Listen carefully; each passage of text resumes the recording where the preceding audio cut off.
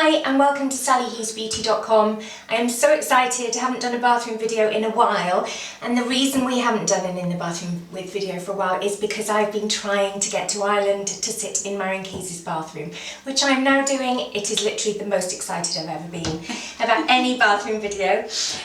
We are in Dunleary in Ireland, which is just outside of Dublin, in Marian's own bathroom. Hello! Hello Sally, welcome to Ireland, welcome to Dunleary. So excited! So am I. So anybody watching this will know that Marian is like one of the biggest fiction writers ever.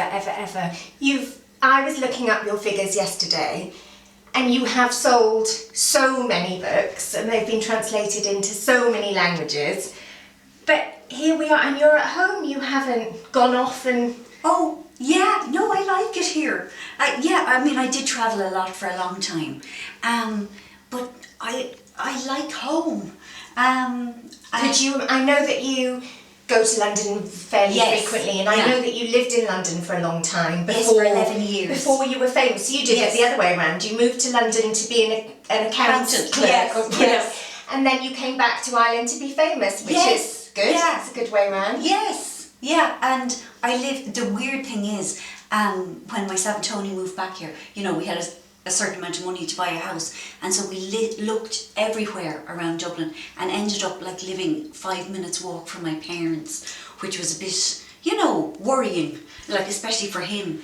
But they never come and visit us because they're in complete denial about me having grown up and living in a different house. Yeah. So if I want to see my mother, we go to the matriarch's place and we pay obeisance that way. So it's worked out. And do you have to toddle off and make your own cup of tea in the kitchen and act as though you still live there? Absolutely, yes. And whenever Tony is away for the night, she expects me to stay there. Just in case. Yes. And do you? I don't anymore. I used to, but I'm a bit more grown up now.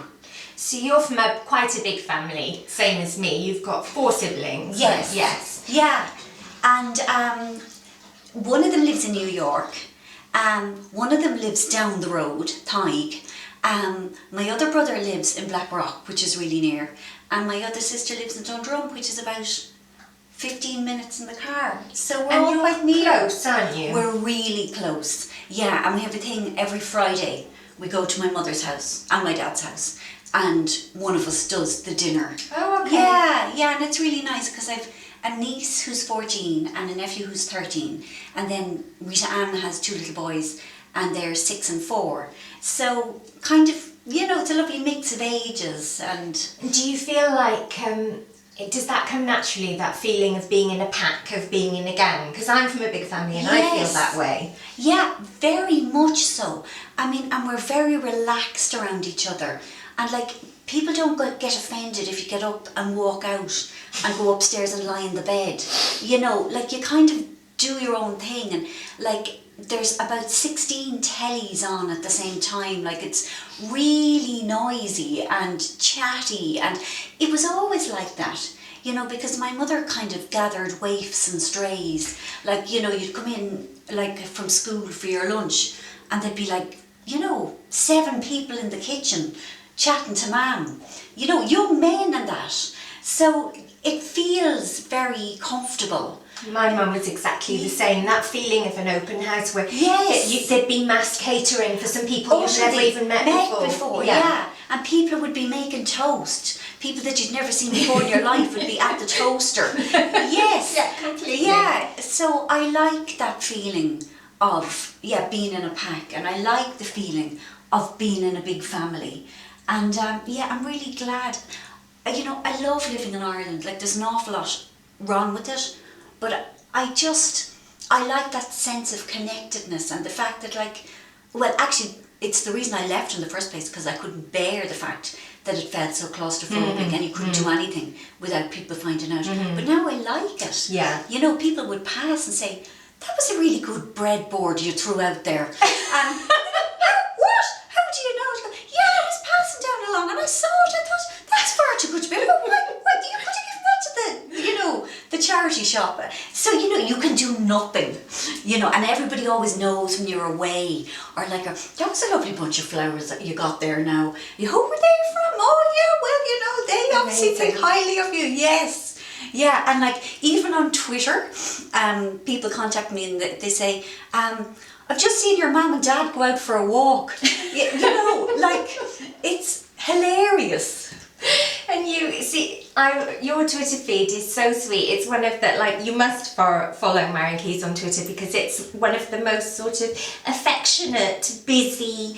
I feel like your Twitter feed's a bit like a kind of coffee morning. People are dropping in and out constantly. Thank and you're you. chatting away and then they go away and some more people come, then you go away and then you come back and catch up and so on. Is that, has the internet done that for you? Has it brought you that sense of family and community? Totally. Because it's hard for writers, right? Yeah. You're on your own all the bloody time. Yes, and like the thing is, my publishers used to be saying to me that social media is the way to go, and I felt really uncomfortable about it. And I have literally never been on Facebook. I've only been on Twitter, and I do it not for my job, but because I like people, and people are funny and nice.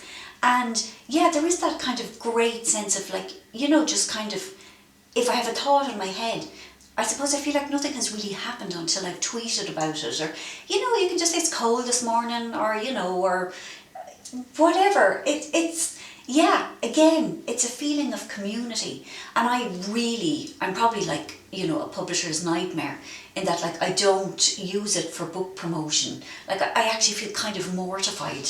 I feel like that's not, I'm not there for work. I'm there for the laugh. And actually, when people sometimes contact me and say, can I DM you about an interview or something? I think, no, feck off. Yeah. This is my fun place. Yeah. This is my happy place. If you want to interview me, go to the people, the grown-ups. But I'm just here having a laugh, talking about nail varnish and biscuits and, you know, what was on telly last night and that sort of thing. You do talk quite a lot about nail varnish. Why Yeah. do you love, I mean, you love beauty generally, which Yes. we'll get to, but tell me about the Marian Keyes love of nail varnish. Well, you see, the weird thing is, like, I have horrible hands and horrible nails, and all my nails are completely different shapes. It's like I got a pick and mix bag of different nail shapes. They're awful. You don't have worse hands than me. My hands You are beautiful terrible. hands. No, Look at your my hands lovely are nails. terrible. No, they're really gorgeous. because I have They're a skin not. condition, so they're really terrible. I don't mind. They're hands, they work. Yes, Fine. so do mine, I suppose, yeah. And I have my mother's poor arthritic hands. No, my hands are horrific. But anyway, and so I never ever bothered with nail varnish, like even for like my wedding day, like I didn't have a manicure. Do you look back and feel upset about that? I suppose it's the one thing I would go back and change. Yeah. But then I thought, sure, you know, that's the way I was then. Yeah. And so then when these kind of shellac things and gelish came in, like, it was absolutely amazing for me, because it meant that, like, I could have nails that grew and I had colour and stuff. But parallel to that, a kind of a complete obsession with Chanel nail varnishes had started up. I think it started about 4 or 5 years ago, and I was in New York, and I was in that beautiful shop, Henry Bendel's, Yes. which is just like being in a jewel box. Yes, and amazing. every single thing, like, it's a small shop, Yes. every single All thing that brown is and white candy exquisite. stripe, yeah. Yeah. It's like being inside a dream.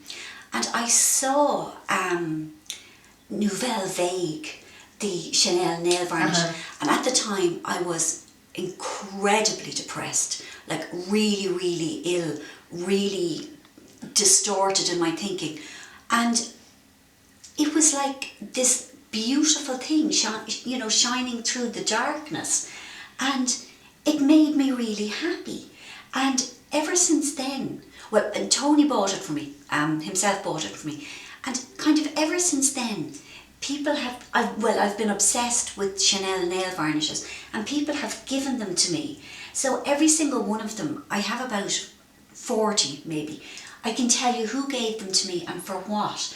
And I sort of talk about going on the road with my Chanel museum. It fits into a handbag, and you know, setting up kind of in various towns around Ireland, and that like it would be free. You know, you could come, but I'd like to have each nail varnish on a little plinth, like with an uplighter, and like with the little And story. you could write the little yes, story. who gave it to me and Yes. why. And when I die, then I'm going to leave it to the Irish people, or the V&A. You know, it depends. Like whoever wants it the most. Yeah. But it would be my gift to them. So they really mean something to you then. So they're not Yes. just lovely things to look at and be thrilled by, although of Yeah, course they are that's that. They are Yes. that. But also they're very meaningful things They to you. They're are. people trying to make you happy. Yes, and like I don't really bother like with, you know, jewellery or diamonds or anything like that. I'm just not that kind of person. I would far rather somebody gave me a nail varnish, and I do look at them and think, God, they're gorgeous. They You really know, are gorgeous. And sometimes I get them out. I'm like a child, you know, like getting out. I get them out and I put all the pink ones together, and then I Line put all them the up. blue ones together. Yes. Then I count. It's pitiful. I count how many blue ones I have. I have much more blue than anything else, and I like the black ones, and I don't do neutrals at No, all. boring, waste. Yeah. Waste of an opportunity, Yes. I always feel. Yes, yes. A nude nail polish, bit Yes, boring. yes. A waste. They're not cheering in the same They're way, not, are they? no, I love colour. And you see, it's like having sweets kind of sellotaped to the ends of my hands. And especially like when I'm typing, you know, I get the flashes of colour coming at me the whole time. Exactly. My friend Yeah. Lucy Mangan, quite a similar yes. story to you. She only discovered nail polish about a year ago. Yes. And she's a writer too. Yes. And she said that it's only now, I think Lucy's about 41. It's only now at 41 that she's realised how cheering that is. To look down and just see little colours lovely bobbing colour. up and down. Yes, like it really is. Like I love colour, as you can probably tell, from my house. And yeah, And you can look like all shite everywhere Yeah, else. You can yes. be in your pyjamas and no Yes. makeup and just... and you still have Yeah. beautiful hands. So, and I mean, it's sort of like it's an antidepressant of sorts. Because you've written so much about your mental health, and I think it's been pretty amazing, I think, what you've written about your mental health. But you suffer from depression. Yes. And sometimes it is so rotten and so bad and kind of immobilising and debilitating and all of that. As somebody who loves beauty, during those times, are you just like, I can't deal with any of it? Or during those times, are you, I need to put a brave face on it by painting it on? Which are you? I'm the brave face Are you? person. It's funny, yeah, like I remember sitting in my GP's office, and I mean she's a wonderful woman, a lovely woman, but she was surprised because, you know, I'd done my eyeliner, you know, I'd done my foundation. It would be like giving up completely to go out with no makeup on. To have that kind of Yeah. grip on the real world, I Yes, suppose. yeah. I mean, I have never gone out with no makeup on. Really? Like literally never. Since when? Since about 16. Wow. Quite literally. Recently enough, it's funny, I've started going out without foundation on, but the thought of having no mascara or blusher. So is that your thing, mascara? Well, kind of. I mean, it moves, and I would feel very bare without mascara. In fact, for a long time, I was getting eyelash extensions, and oh my God, like I was totally addicted. Oh, I love them. Yeah. Yes, but they're so bad for you. And I mean, they always say, like, you know, have them done for like 4 months and then give your eyes a rest. That's what I do. And I was just like an alcoholic going to different off licenses, you know, and like they'd be saying, God, your own eyelashes are looking a bit kind of stubby and red. Take some time out, Yeah. Marian. But no, I've only had them done like 4 times, and you know, I'd be coming up to the 2-year mark, and then I got caught basically. A beautician refused to Busted. serve me. Oh, yeah, it was Marian. like, you know, she was like, I'm sorry, you've had too much. That's a sobering moment. Yes, it was. So I was sent off, and I had to go into eyelash rehab, and I managed to get hold of a thing called Latisse. Yes. Which is not on sale. No, you get it in America. Yes, Yeah. and it's actually, God forgive me, it's for people who've had chemo. Yeah. And it's to encourage their hair, their eyelashes and eyebrows to grow back. So I use that, and now that they're sort of back to normal, I've decided I'm not going back to the extensions. No. Because it was like... Couple of years clean now. Yeah, exactly. Like I have my chip, you know. Yeah. I just don't want to slip and relax. And I know that if I started back into it, I'd be straight back into the merry-go-round because, like, you know, I just feel fabulous with them. They're amazing. When they first go on and they're all, you've got cow eyes. Yes, you've got and you feel so beautiful and powerful. But then losing them, everyone is like a mini death. Yeah. You know, it's too painful. Yeah. And then wondering how soon can you go back, and it's too much like hard work. Love the lashes and you love the cheek. Yes. I can't not do cheek. Yes, and lips. You know, I always wear like a pinky red. Again, I don't understand why anyone would wear a neutral. Anyone. But like each to their own. But I suppose I know what works for me. Yeah. I'm pale and my eyes are my best feature. And if I wear a bright lip, it works with my eyes. So you work to your strengths. Well, it's a little fact for you. Because we have very, very similar colouring, because I'm Welsh, you're Irish, very similar kind of looks. So most makeup artists will say that pale skin, pale eyes, dark hair can take the most makeup. Oh! You can absolutely hammer on the makeup on that colouring.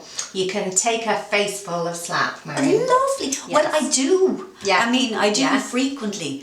But like I have my kind of running down to the you know, to the shops, to the local shops makeup, and then I have to go out in the evenings. Yes. So tell me what you use. So are all your products in here? They are, apart from me the nail varnish. Before we open anything. Okay. Apart from the nail varnish, which is on in a special place. It is in its own room. Okay. It's in a vault. But we'll bring it out later on. Okay. Okay, right, this isn't a drawer. Okay. This is skincare. It's makeup remover, it's serum, eye cream, even though I don't really believe in them, day cream, masks. Can we open? Absolutely, yes. Now it's quite messy. Well, I don't know, it's organised. You've got what you need in here. Yeah, and so the products kind of tend towards this end of the drawer. And flannels, I'm happy to see flannels. Yes, yes, and a shower cap down at that end. Yeah. So, This please is feel so free. good. Do you love this? I love it. This is Sisley Black Rose Precious Face Oil. It's so good. It's like about 11 billion pounds. It is. It's so lovely. It is. It is. And this sneak preview. Yes, this I know. is the new Re-Nutriv serum, the double serum that they're doing, and that's not out until the new year, but it's so nice. It is fantastic. I've been using it for the past month. So you've got some glycolic pads in here. So what's your skin type, do you think? It's funny, after reading your book, I realised I'm dehydrated and dry. Same. Yeah. Same as me. So it was great to Yeah, find we've that got out. all the stuff. Yes. Yeah. What's this? This is a spa lip balm or lip thing. Do you know a spa? Yeah. I love their stuff. Are you a contact lens? Contact lenses, yes. I'm sorry, it's all a bit thrown together. Now, do you know this company? So you've got a few masks in here. You've got some Glam Glow. Do you like a mask? I never get round to them. Yeah, I didn't kind of believe in them until very recently.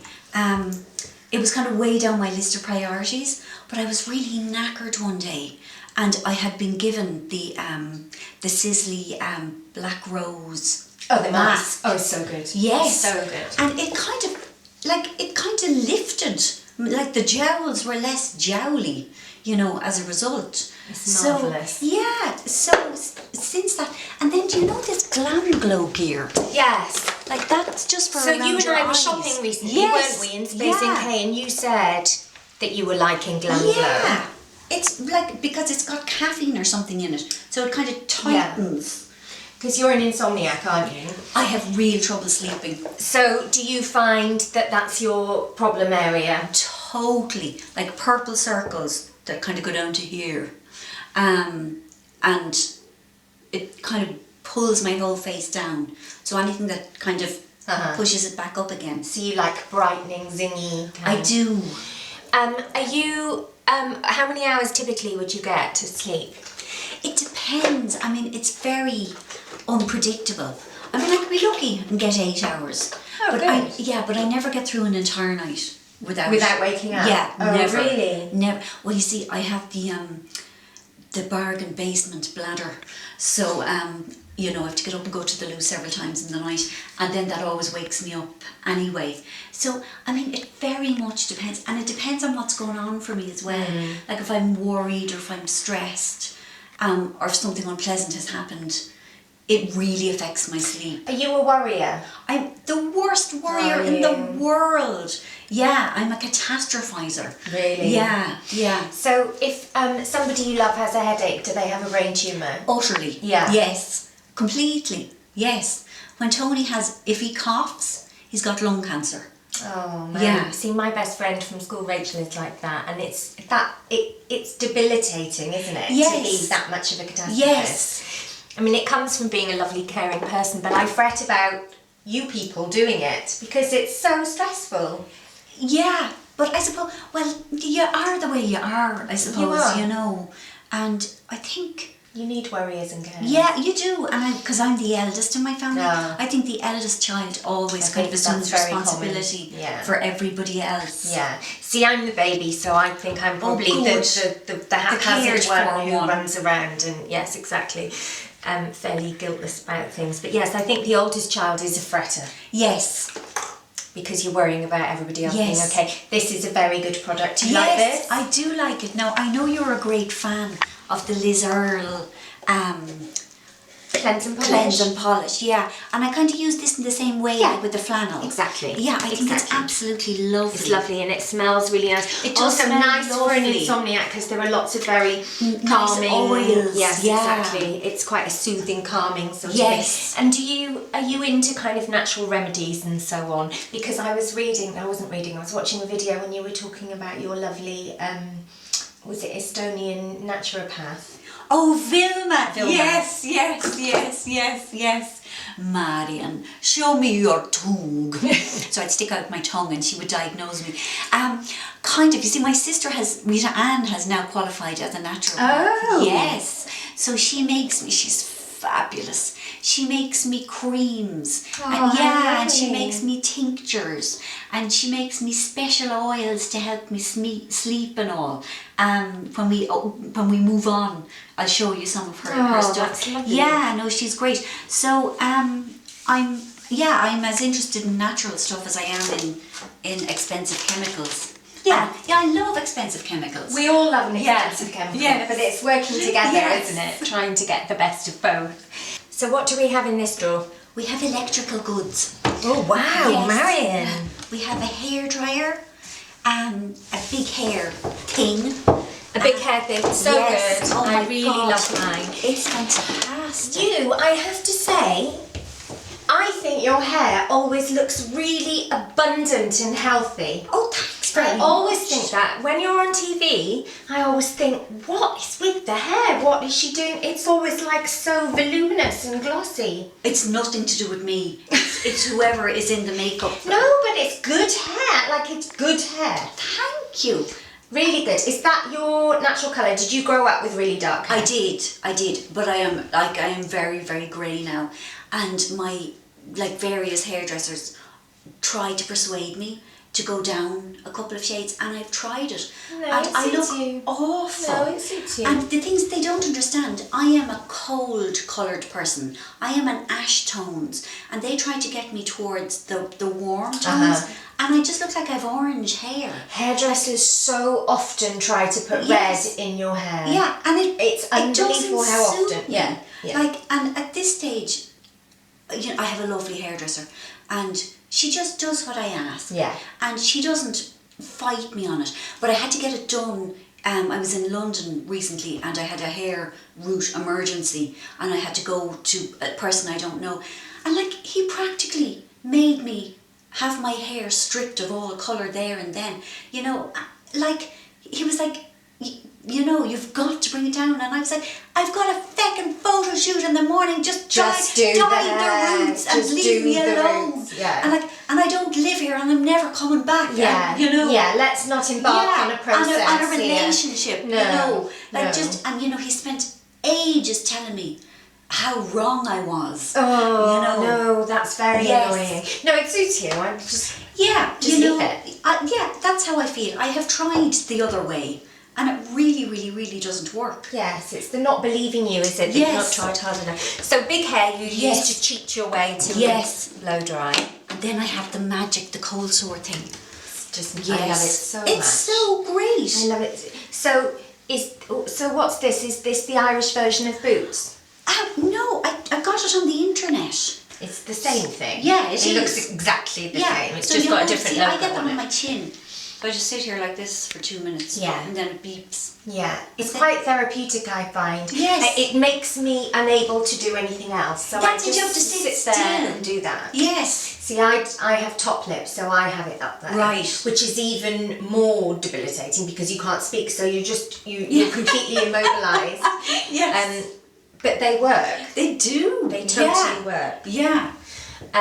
And like, I know they're 30 quid, but anybody who gets cold sores knows that you would pay hundreds Absolutely. to not have them. Yes. So you've got your big hair and you've got your hairdryer and you've got some tong affair. Now the in tongs here. and me and never really hit it off. No. It just No. But do you close the clamp? Do you open the clamp? I don't know what you do. Hairdressers never seem to open. No. Never seem to close the clamp. And then I think, well, why is it there then? I get Yes. very confused. Some wipes for emergencies. Yes, I know how you feel about them. It is only for terrible emergencies, for extreme emergencies when I'm just too tired. Yeah, absolutely. Sometimes as well they're worth it just to get the gunk off before you do a proper cleanse so that you don't ruin your glands and stuff. Yes. And I have my Clarisonic. Yes, Here. so you have your Clarisonic. Do you love your Clarisonic? I love my Clarisonic. Yes. Stinky, aren't they? They're great. And you know, now this is an Irish brand, Bia, and it's all natural.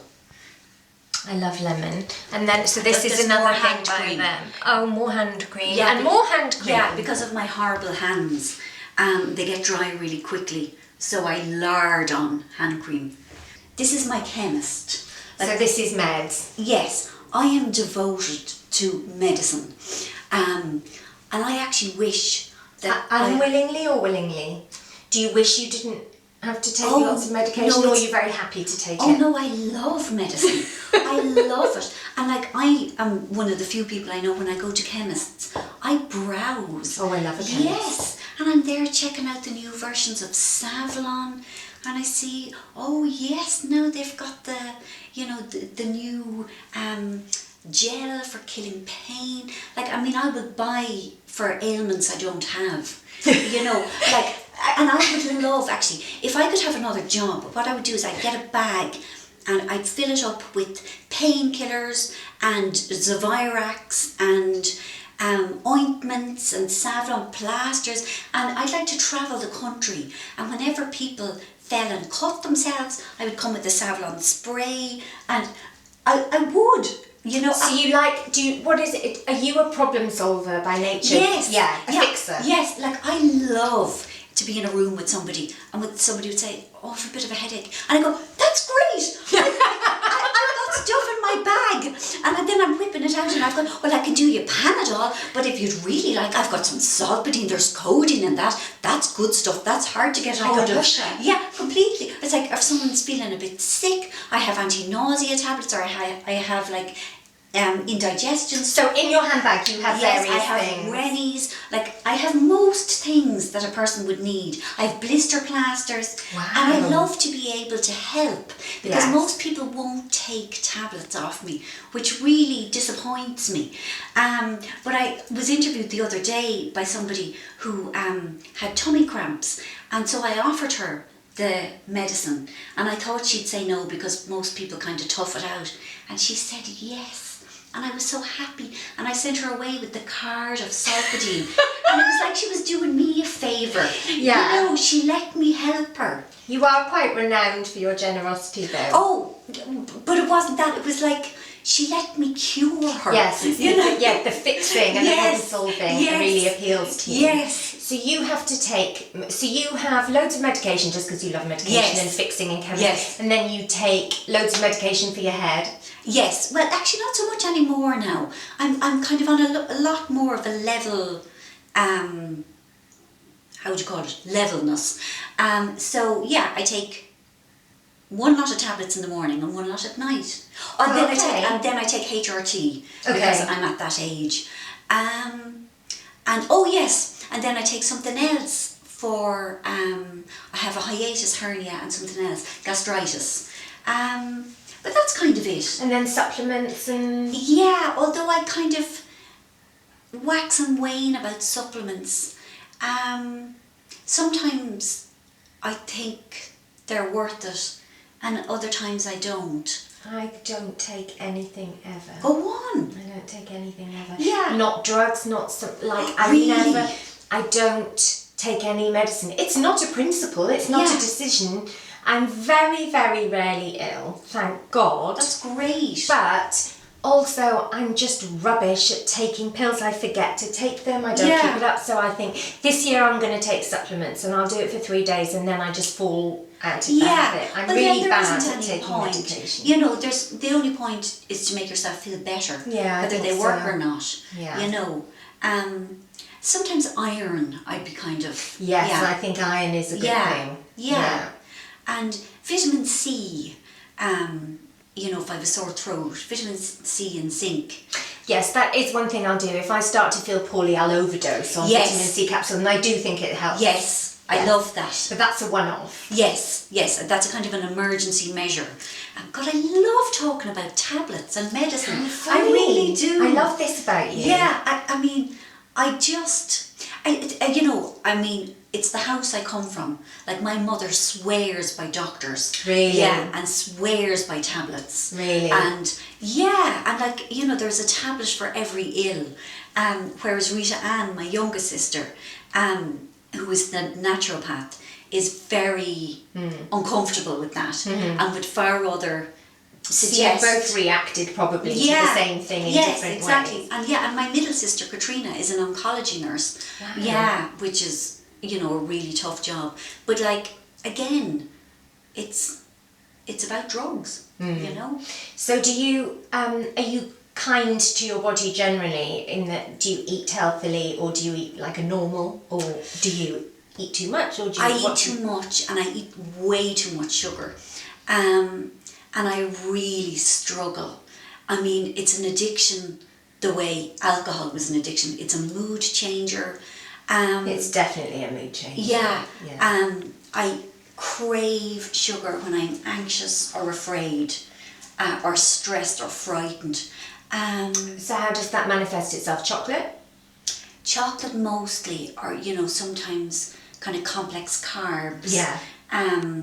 Yeah, whenever I'm afraid, or if I haven't had enough sleep, I crave bread. Oh, I love a carb though. Yes. I love a carb. But then on the plus side, I have porridge every morning. Yeah, which is a really good I complex love carb. porridge. Like, I would live on porridge.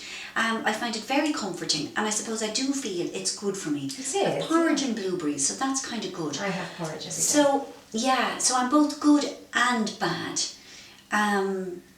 In that I eat 3 healthy meals a day and about 12 unhealthy meals a day, if we're counting a Mars bar as a meal, you know. So I don't know if that helps in any way, but I'm always trying to give up sugar, always, because I'm very all or nothing.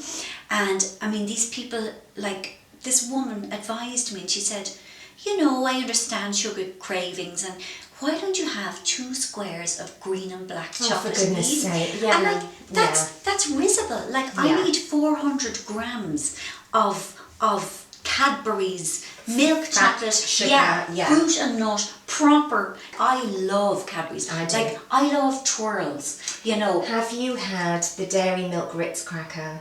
No. Oh man. No, go on, would I like it? They're like, it's Cadbury's chocolate and then it has square Ritz crackers embedded and it sounds disgusting. No, my mouth is watering. It sounds disgusting and I said, no way, but so good, like my addiction is entering code red. Right. Situation. You are an addict, aren't you? No, I am like a real one. A genuine Yes, addict. and that it is a problem. So at the moment, I've been seeing this lovely man, a hypnotherapist, to try and help me to stop the sugar. It hasn't worked yet. It worked for a little while. Actually, yeah, it worked for a little while, and then I got into really stressy stuff around promoting my book. Yeah. And I You just simply want a bar of chocolate. couldn't. Yeah. I simply couldn't. And once I'd kind of slipped, I kind of thought, sure, fuck it. Do you know, like, and even It's Tony, not the time. Yeah, Tony said, wait till all of this Yeah. is over. Yeah. And then you can start again. Yeah. Marian's new book, The Man Who Stole My Life, came out a little bit after my book, Pretty Honest, and I so sympathise. You're on this ludicrous kind of train, Yes. and you're doing events all the time, and you're in hotels, and you've got nothing to keep you company except room service. It's Yes. not the time It's not to the try time. and make a change Yes. in your life. Yes. It's not the time. But soon, next week, perhaps, yes. So, but you don't drink anymore because Oh yes, that's you right. were I don't addicted drink. to alcohol. Yes, I don't drink. So that's one good thing I do. And I don't smoke. And actually, funnily enough, even though I get addicted to everything, I was never a smoker. And I have no idea why I wasn't. I just feel really lucky to have been spared Yes. that, because I believe You it's awful And trying you- to stop them. ended up with quite a lot on your plate. So how much, Yeah. at the height of it, how much were you drinking? Well, you see, it wasn't so much quantity. Yeah. I mean, I was a wine drinker, which kind of made me feel Yeah. that it's not a problem. I think that's common with wine Yeah. drinkers because it feels more refined and Yes. less depressing and sleazy, doesn't it? Yeah, it's not like you're necking brandy. But it was the way that my life was stuck and my emotions were stuck, and everything in my life was just getting smaller and smaller. But I really didn't think that I was an alcoholic. I just thought I was very depressed and very misfortunate, and, you know, that if things changed and if I met a nice man and if I had a better job and if I had more money and if I wasn't in debt, that if all my circumstances changed, then I wouldn't drink so much. Like, but my line was, you know, if you had my life, you'd drink too. Yeah. And so everyone else around me knew it was a problem.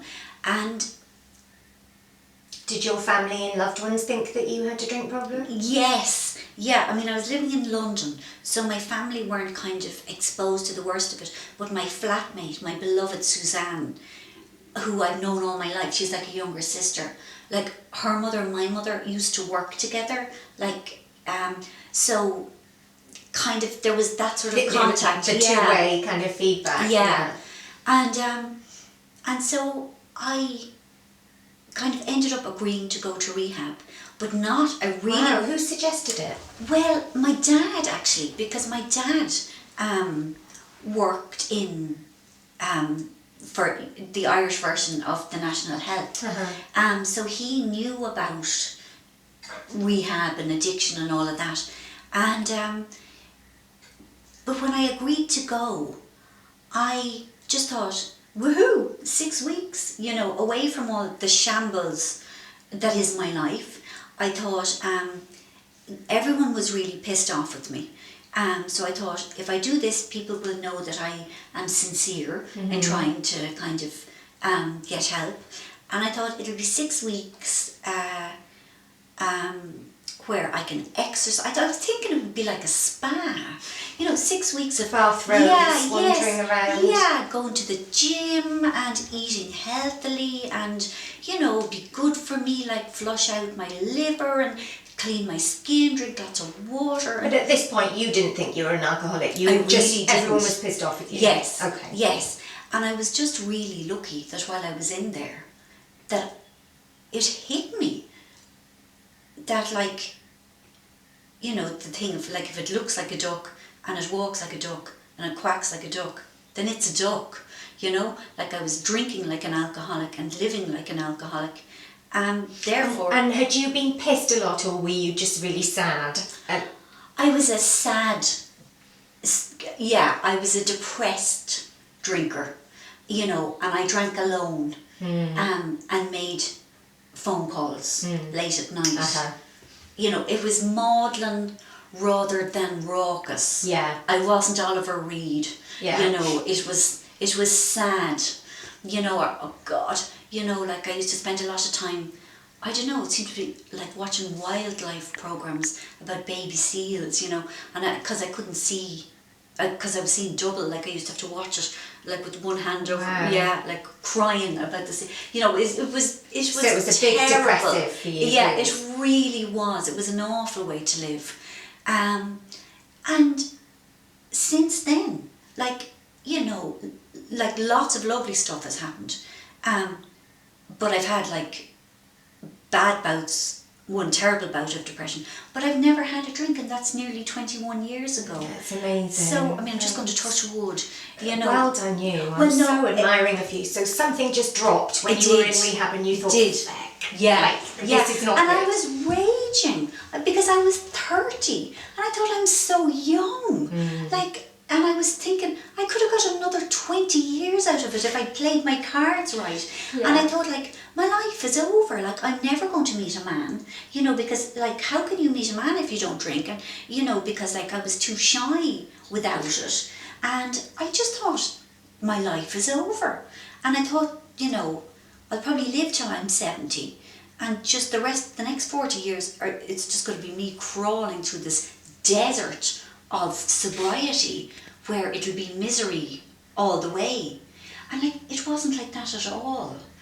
So you started writing is what happened? I did, yeah. I'd started writing about 4 months before I went to rehab. I started writing short stories, which were really odd.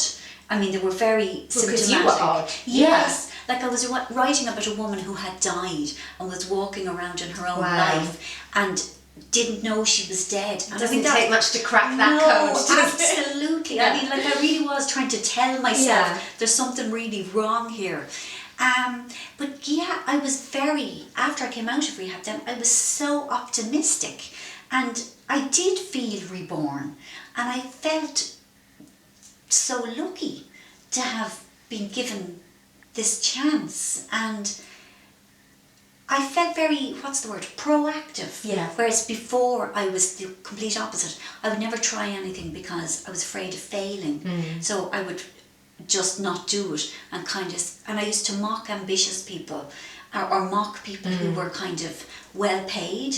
I said, God, you know, I don't care about money. You know, like I'm just kind of a love and peace kind of person. Whereas like I was corroded with jealousy and a desire, you know, for nice things. Nice to have money, nice to have a house. It is. Yeah, to have nice things and nice shoes. So I discovered that I wanted to write, and things happened very serendipitously. You know, it all kind of fell into place. Like I wasn't one of those misfortunes who send their work out to, you know, countless publishers or agents and get rejections. You got picked up immediately, didn't you? I did, and I think maybe if I hadn't, I wouldn't have had the confidence to try again. Yeah. So it did all happen very beautifully, very harmoniously. You got a 3-book deal, didn't you? Yes. Straight away. Yes. On the basis of the 4 chapters. Yes. Of Watermelon. Yes. Yeah. Okay. God. So you write 4 chapters of your first book, and you show them to one person, and you get a 3-book deal. Yes. Yes. That's amazing. I mean, that's testament to the work you had done on yourself, surely, in those. Oh, well, God, I just feel like I was lucky, you know, because I mean, I know writers who are so talented, and it's taken them longer. Everything, I think, though, is two things in tandem. It's luck and exploiting the luck. Everything is those two things. That is true. Because loads of great people have no luck and don't get anywhere. Yes. And loads of people work really hard and don't get anywhere because they don't have the luck. You know, That's a really good point about exploiting the luck. Yeah, like comes when your way you're and you have to hammer. Yeah, if you're given that Yeah. opportunity, if a door is open for you, walk through it. Yeah. And so I did. Like for the first time in my life, you know, I worked. You know, I was told if I wrote it. So are you still doing the accountancy job simultaneously? Yes, yes. So like I used to go into work an hour earlier in the morning and work on writing, then do my job, and then go home in the evening and edit. So, and then at weekends, so I gave up things in order to be able to write. So like it took 3 years before I could leave my job, because I didn't earn much money in the beginning. But then, eventually, it happened. Now look at you. I know, touch wood again, my God. Isn't it so great? It's so Are you weird. happy? Yes. Yeah, I am. I am. You seem really happy in this lovely bath. Yes. Living with your lovely husband. Yes. And your lovely books. Yes. And everybody loves your books. I Everybody know. loves your books.